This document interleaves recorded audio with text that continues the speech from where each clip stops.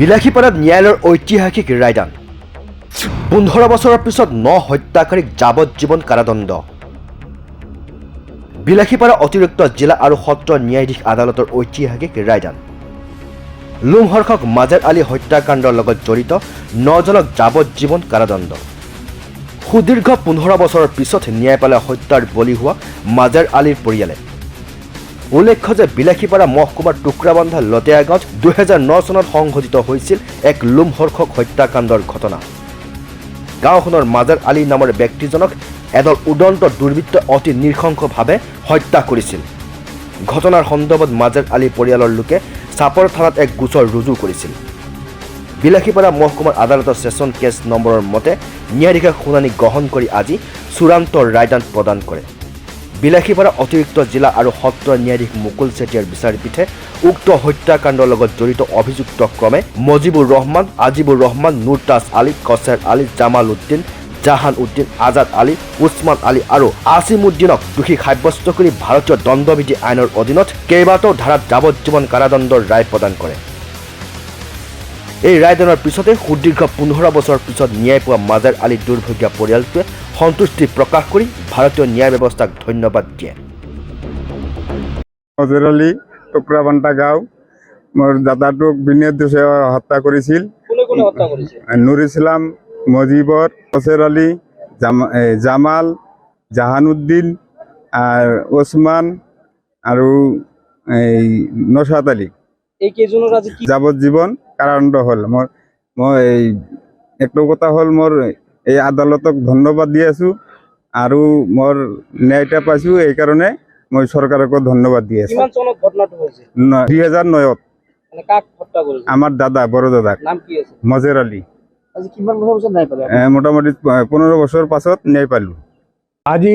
আপৰ PS cash number 52/09 আৰু session cash number 66/16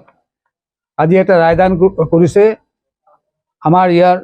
মাননীয় additional district and session জাজ মুকুল চেতিয়া দেৱে এই কেছটোৰ উদ্ভৱ হৈছিল যোৱা 11/4/09 এইটো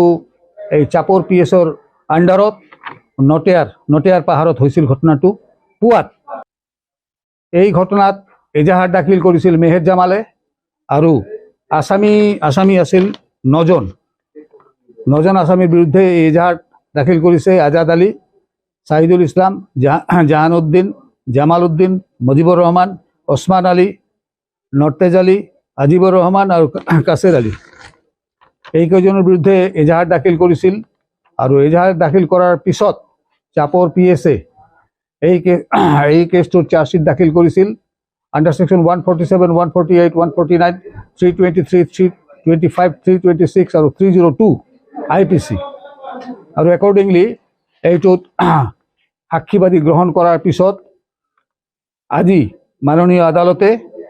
এই কেছৰ ৰায়দান কৰিছে ৰায়দান কৰি আণ্ডাৰ সেকশ্যন 147ত 3 মান্থছৰ জেল দিছে 148ত 4 মান্থছৰ জেল দিছে 323/149ত 1 মান্থৰ দিছে 324/149ত 1 ইয়াৰৰ দিছে 326/149ত 6 years with fine of ₹5,000 আৰু 302/149ত লাইফ ইমপ্ৰিজনমেণ্ট উইথ ফাইন ₹10,000 এইটো ৰায় ঘোষণা কৰিছে আজি 15 ইয়াৰ্ছৰ পিছত এই ন্যায় পাইছে 9জনক যাৱজ্জীৱন কাৰাদণ্ড দিছে এইটো কুৱাৰী এটা আছিল এই নটেয়াৰ পাহাৰত এটা কুৱাৰী আছিল সেইটো দখল লৈ তেওঁলোকৰ এটা মিটিং চলি আছিল এই মিটিঙৰ শেষত দুয়োপক্ষ যখন মান্তি নহ'ল তেতিয়া দুয়োপক্ষ যেতিয়া যায় তেতিয়া এই আসামী পক্ষই এই ফৰিদী পক্ষক ঘেৰি ধৰি মাৰপিট কৰি এওঁলোকক এজনক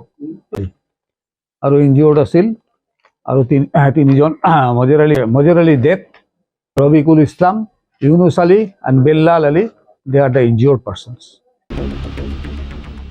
বিলাসীপাৰাৰ পৰা আব্দুল মজিদৰ ৰিপৰ্ট মাই নিউজ এনি